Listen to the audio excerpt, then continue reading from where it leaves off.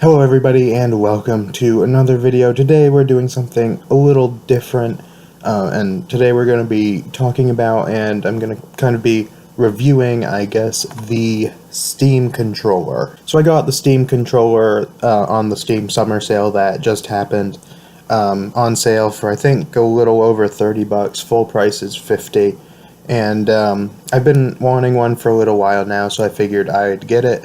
And along with some other games and things, that some of which are very good to have a controller for. So I figured, since I've been wanting it for a while and I wanted to get a few good games that would probably work better with a controller than a keyboard and mouse, I figured I would pick this up. So there are a couple of things that I want to mention before I actually start getting into kind of the review part. First thing is that I personally am not particularly used to controllers. I used the Wii remote and nunchuck quite a lot back when I had my Wii, or I still have it, but I don't really use it much anymore. I occasionally do some emulation for Wii games on my laptop, and I have also played with the GameCube controller a little bit, playing Mario Kart and stuff like that with my cousins on their GameCube. But I didn't really get to use that a whole lot because we weren't able to do that more than a few times a year, maybe. I have some experience with the GameCube controller, not that much, and I've used the PlayStation 3 and 4 controllers maybe once or twice each. So I don't have a huge amount of experience with controllers. I'm more used to keyboard and mouse. And the second thing I want to talk about very quickly is that I did play quite a few games with this already, so I think I have kind of a good understanding of how I feel about it and all of that. I'm just going to list some of the games that I played with it just because. Several LEGO games. I really like LEGO games. I got quite a few on the summer sale, so I played some on the Steam controller, such as LEGO Star Wars The Complete Saga, LEGO Worlds, and LEGO Marvel's Avengers and stuff like that. I also played Rocket League, as well as Duck Game, and Just Cause 3, Doom 2016, Minecraft, Darksiders, Star Wars The Force Unleashed, Marvel Ultimate Alliance, Redout, Skyrim, and Assassin's Creed 2. Some of those games I played just because I felt like playing them, like some of the LEGO games as well as Darksiders and Doom I got on the summer sale. So I figured I would play those with the controller, particularly Darksiders and the LEGO games, because I felt like those would work better with the controller, and Doom I pretty much just played just to kind of see how it worked with the controller and see if it did okay. Some of those games I did play just to see how they worked with the Steam controller, like Assassin's Creed 2 and Just Cause 3 and stuff like that, because I am used to playing those with a keyboard and mouse, but I just wanted to check them out, see how they worked with the Steam controller. And other ones I've just heard are better to use with a controller, like Rocket League and the LEGO games and stuff like that. So first I'm going to talk about some of the things that I think are very good about the controller, and then some of the things that I think are a little more negative, and kind of my overall thoughts on it, I guess, at the end. So, as for pros about the Steam controller, the first thing that I notice is that it's pretty comfortable to hold. How comfortable something is to hold isn't usually a big issue, but it does certainly help, and I think the Steam controller is pretty comfortable to hold and use and everything like that. It was also pretty easy to set up. I believe what I had to do was just connect it. I use the USB because I don't really use it for like couch gaming or anything like that.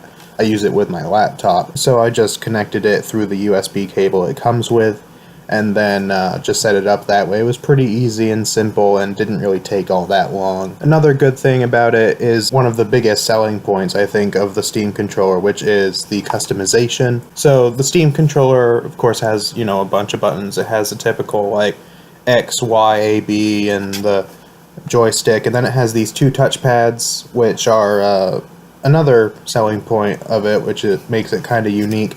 Those are a little more difficult to get used to, but once you get used to them, they work fine.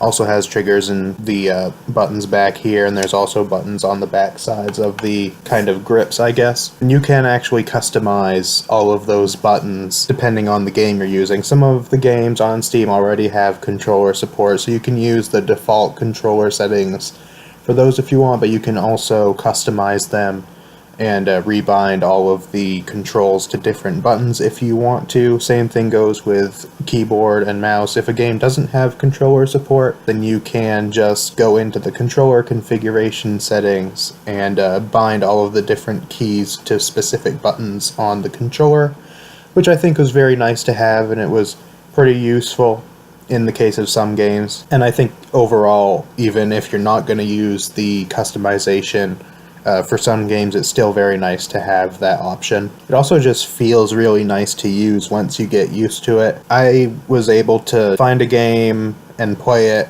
and once I figured out what the controls were going to be, I pretty much played it with no problem from there. It was pretty good to use and enjoyable to use, and the experience overall with playing games with it has been pretty good. Another thing that I do like about this that I have had a little trouble figuring out, but it's still nice to be able to use it for, is emulation. I do have some, like I said, I do emulate some Wii games on my laptop, so that's another reason I got the Steam controller rather than like an Xbox controller or something. I haven't used it very much for emulation because it is kind of hard to figure out, but I've heard from many people on like Reddit and stuff like that that it works very well for most emulators, so that is definitely also a plus if you want to do some game emulation. As far as negatives, I don't really feel like there's quite as much to say when it comes to this because my experience with it overall has been quite good. As far as what I can think of, I do believe that it takes a little bit of getting used to, especially if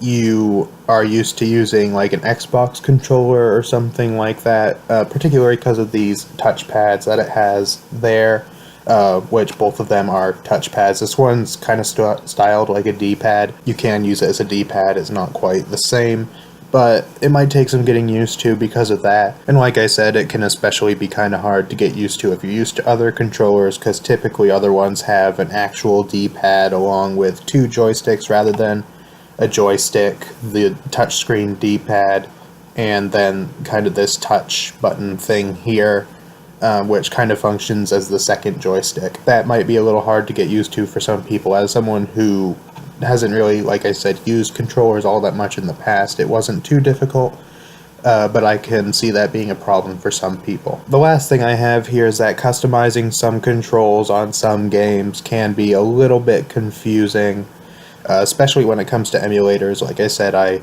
did try to use this for a couple of emulated games, and I did have quite a hard time figuring out how to actually get everything to work, and I actually haven't even really figured out how to make it work yet. I tried to set it up with like Mario Kart Wii, because I figured I might want to try that out with a Steam controller, but I could figure out a few things about it. I figured out how to navigate like the menus and stuff. When it came to racing, I was not able to like go forwards or anything like that.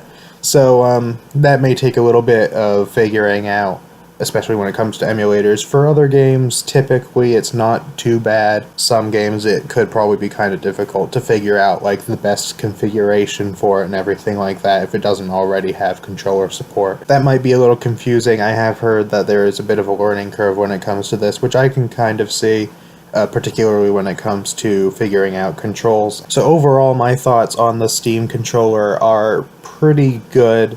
I've used it for a couple of weeks now, and so far everything's been pretty nice. It's worked very well with pretty much every game that I've tried it with, although there were a couple of them that were a little more difficult. Like, for example, I can see, as someone who's used to a keyboard and mouse, like shooters and stuff like Doom or Star Wars Battlefront or things like that that I like to play, might be a little difficult to get used to if you're used to keyboard and mouse. And I will probably generally prefer to play them with keyboard and mouse, although I can definitely see myself using the controller for some games that I would usually use a keyboard and mouse for, just to kind of change things up and do something a little different. Because even though for some games it is more difficult to use, like I said, like Doom or even like Just Cause 3, when I tried that it was a little hard to get used to. Even though it is a little more difficult to use, I can still definitely see myself playing those games in the future with the Steam controller if I just don't feel like using the keyboard and mouse.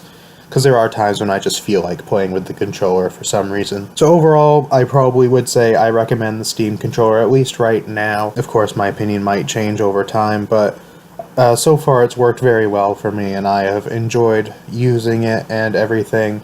I definitely think it's worth the money, at least the $30 or so that I paid for it. I can see myself using this thing a lot in the future. So I know this video was a little bit random and everything, and a little different from the other stuff that I've done on this channel, but when I was trying to figure out reviews to watch and read and stuff for the Steam controller, they were kind of mixed. A lot of them were positive, a lot of them were negative. It was kind of hard to figure out how it would work for me, because a lot of them were coming from the perspective of someone used to using other controllers and stuff like that, and how it compared to other controllers. For me, as someone who is used to keyboard and mouse, not really used to controllers, works very well, and I would definitely recommend it. So that pretty much wraps up this video. Let me know what you guys think, if this video helped you decide any more on whether or not to get the Steam controller, or if you have one already, what your experiences have been with it. Let me know all those kinds of things in the comments.